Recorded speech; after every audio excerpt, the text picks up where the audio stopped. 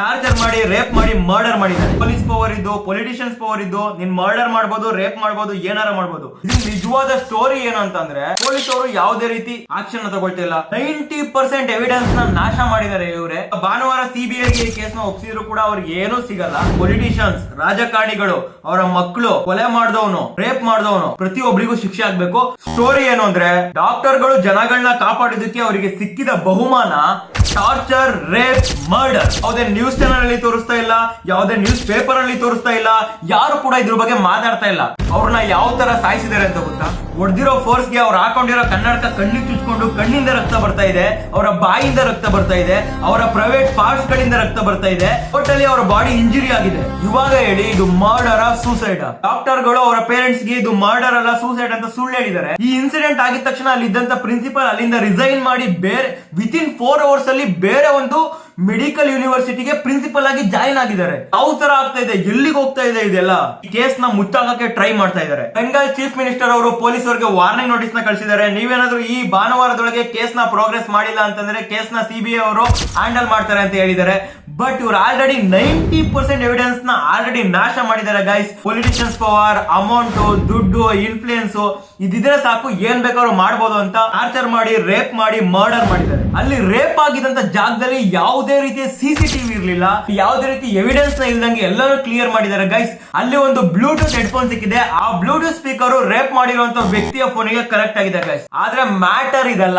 Rape ಮಾಡಿರುವಂತ ವ್ಯಕ್ತಿ ದೊಡ್ಡ ಕಳ್ಳನ್ ಮಗ. ಅವನು ತುಂಬಾ ಜನ ಹುಡುಗಿರಿಗೆ ತೊಂದರೆ ಮಾಡಿದ್ದಾನೆ, ಕಿರುಕುಳ ಕೊಟ್ಟಿದ್ದಾನೆ, ಬೆದರಿಕೆ ಮಾಡಿದ್ದಾನೆ. 2022ರಲ್ಲಿ ತನ್ನದೇ ಆದ ಸ್ವಂತ ಗರ್ಭಿಣಿ ವೈಫ್ ಮೇಲೆ ಹಲ್ಲೆ ಮಾಡಿದ್ದಾನೆ. ಇದಾದ ನಂತರ ಒಬ್ಬ ಫೀಮೇಲ್ ಡಾಕ್ಟರ್ಗೂ ಕೂಡ ಕಿರುಕುಳ ನೀಡಿದ್ದಾನೆ. ಇಷ್ಟೆಲ್ಲ ಮಾಡಿದವನು ಆ ಕಾಲೇಜಲ್ಲಿ ಏನ್ ಮಾಡ್ತಾ ಇದ್ದ? ಓದಕ್ ಹೋಗಿದ್ದ ಕಾಲೇಜ್ಗೆ? ಅವ್ನಿಗೆ ಇನ್ಫ್ಲೂಯೆನ್ಸ್ ಇರೋದ್ರಿಂದ ಈ ಕೇಸ್ ನ ಮುಚ್ಚಾಕ್ಬೇಕು ಅಂತ ಎಲ್ಲ 90% ಎವಿಡೆನ್ಸ್ ನ ಕ್ಲೋಸ್ ಮಾಡಿದ್ದಾರೆ. ರೇಪ್ ಮಾಡಿ ಮರ್ಡರ್ ಮಾಡಿರುವಂತ ಕೇಸ್ ನ ಒಂದು ಸೂಸೈಡ್ ಅಂತ ಸುಳ್ಳು ಹೇಳ್ತಾರೆ ಗೈಸ್. ಕೋಲ್ಕತ್ತಾ ಅಲ್ಲಿ ಮರ್ಡರ್ ಆದ್ರೆ ನಿಂಗೆ ಪೊಲಿಟಿಷಿಯನ್ಸ್ ಪವರ್, ಪೊಲೀಸ್ ಪವರ್, ನಿಂಗೆ ಇನ್ಫ್ಲೂಯೆನ್ಸ್ ಇಷ್ಟಿದ್ರೆ ಮುಗ್ದೋಯ್ತು. ನೀನ್ ಏನ್ ಬೇಕಾದ್ರೂ ಮಾಡ್ಬೋದು, ಯಾರಿಗ್ ಬೇಕಾದ್ರೂ ಆಕ್ಸಿಡೆಂಟ್ ಮಾಡ್ಬೋದು. ಕೋರ್ಟಲ್ಲಿ ಹೆಂಗ್ ಬೇಕಂಗೆ ಲಾಸ್, ಏನು ವರ್ಕ್ ಆಗಲ್ಲ, ಹೆಂಗ್ ಬೇಕಂಗೆ ತೀರ್ಪನ್ನ ತಗೋಬಹುದು. ಲಾಸ್ ಇಲ್ವಾ, ಕಾನ್ಸ್ಟಿಟ್ಯೂಷನ್ ಇಲ್ವಾ, ಇಷ್ಟ ಬಂದಂಗ್ ಮಾಡ್ಬೋದಾ? ಪೊಲಿಟಿಷಿಯನ್ಸ್ ಓಪನ್ ಚಾಲೆಂಜ್ ಕೊಡ್ತೀನಿ ಸ್ವಾಮಿ, ಏನ್ರಿ ಕಿತ್ಕೊಳ್ತೀರ ನಂದು? ನಿಮ್ಗೆ ನಾವು ಪವರ್ ಕೊಟ್ಟಿರೋದು, ನಾವು ನಿಮ್ಮ ಹತ್ರ ಆರ್ಡರ್ ಮಾಡ್ಬೇಕು. ರೇಪ್ ಮಾಡಿದವನಿಗೆ ಗಲ್ಲಿಗೆ ಹಾಕಿ ಅಂತ ನಾವು ಆರ್ಡರ್ ಮಾಡ್ಬೇಕು. ಬ್ಯಾನರ್ ಇಟ್ಕೊಂಡು ಡಾಕ್ಟರ್ಗಳು, ಸ್ಟೂಡೆಂಟ್ಸ್ ಗಳು ಒದ್ದಾಡ್ತಾ ಇದಾರೆ, ಏನು ಯೂಸ್ ಆಗ್ತಾ ಇಲ್ಲ. ಇದು ಬಂದ್ಬಿಟ್ಟು ಮರ್ಡರ್ ಗೈಸ್. ಇದು ಸೂಸೈಡ್ ಅಲ್ಲ, ಮರ್ಡರ್. ಒಂದು ರಕ್ಷಾ ಬಂಧನ ಅಲ್ಲ, ಫುಲ್ ಇಡೀ ಇಂಡಿಯಾನೇ ಬಂಧನ ಆಗೋಗಿದೆ. ಇದ್ರ ಬಗ್ಗೆ ಪ್ರತಿಯೊಬ್ರು ಅರ್ಥ ಮಾಡ್ಕೊಬೇಕು, ಪ್ರತಿಯೊಬ್ರು ತಿಳ್ಕೊಬೇಕು. ಪ್ರತಿಯೊಬ್ಬರಿಗೂ ಈ ವಿಡಿಯೋನ ಶೇರ್ ಮಾಡಿ, ಎಲ್ಲರಿಗೂ ಗೊತ್ತಾಗ್ಬೇಕು. ಒಂದು, ನೀವು ಪೊಲಿಟಿಷಿಯನ್ ಸನ್ ಆಗಿದ್ರೆ ನೀನ್ ಮಾಡಿದ್ದೆ ಸರಿ, ನೀನ್ ಮಾಡಿದ್ದೆ ಕರೆಕ್ಟ್. ನೀನ್ ಯಾರನ್ನಾರ ಕೊಲೆ ಮಾಡ್ಬೋದು, ಯಾರನ್ನಾರ ರೇಪ್ ಮಾಡ್ಬೋದು, ನೀನ್ ಏನಾದ್ರೂ ಮಾಡ್ಬೋದು. ಇದು ಬಂದ್ಬಿಟ್ಟು ಜಸ್ಟ್ ನಿನ್ಗೆ ಇಡೀ ಸಿಸ್ಟಮೇ ಸಪೋರ್ಟ್ ಮಾಡುತ್ತೆ. ಅಲ್ಲಿರೋ ಪೊಲೀಸ್ ಅವರು ಎವಿಡೆನ್ಸ್ ನ ಮುಚ್ಚಾಕ್ತಾರೆ. ಅಲ್ಲಿರೋ ಕೋರ್ಟ್ ಗಳಿಗೆ ನಿಮ್ಗೆ ಇಷ್ಟ ಬಂದಂಗೆ ತೀರ್ಪನ್ನ ತಗೊಬಹುದು. ಇದು ಏನಾಗ್ತಾ ಇದೆ, ಇಲ್ಲಿರೋ ಲಾಸ್ ಗಳು ಏನು ವರ್ಕ್ ಆಗ್ತಾ ಇಲ್ಲ. ನಿನ್ಗೆ ಇಷ್ಟ ಬಂದಂಗೆ ಮರ್ಡರ್ ಮಾಡ್ಕೊಂಡು ಪೊಲಿಟಿಷಿಯನ್ಸ್ ಗಳಿಗೆ ಪವರ್ ಕೊಟ್ಟಿರೋದು ನಾವು, ವೋಟ್ ಹಾಕಿ ಗೆಲ್ಸಿರೋದು ನಾವು ಆರ್ಡರ್ ಮಾಡಬೇಕು. ಅವ್ನು ಕೊಲೆ ಮಾಡಿದವನು, ರೇಪ್ ಮಾಡಿದವನ ಗಲ್ಲಿಗೆ ಹಾಕಿ ಅಂತ ನಾವು ಆರ್ಡರ್ ಮಾಡಬೇಕು. ನಿಮ್ಮ ಹತ್ರ ರಿಕ್ವೆಸ್ಟ್ ಮಾಡ್ಕೊಳ್ಳೋದಲ್ಲ. ಇದು ನನ್ನ ಆರ್ಡರ್. ಇದು ಡೈರೆಕ್ಟ್ ಓಪನ್ ಚಾಲೆಂಜ್ ಕೊಡ್ತೀನಿ. ಏನ್ರಿ ಕಿತ್ಕೊಳ್ತೀರಾ ನಂದು ಪೊಲಿಟಿಷಿಯನ್ಸ್ ಗಳು? ನಾವು ವೋಟ್ ಮಾಡಿ ಗೆಲ್ಸಿರೋದು ನಿಮ್ಮನ್ನ, ನಮ್ಮ ದೇಶನ ಉಳಿಸ್ಲಿ ಅಂತ, ನಿಮ್ಗೆ ಇಷ್ಟ ಬಂದಂಗೆ ಬಳಸ್ಕೊಳ್ಳಿ ಅಂತ ಅಲ್ಲ.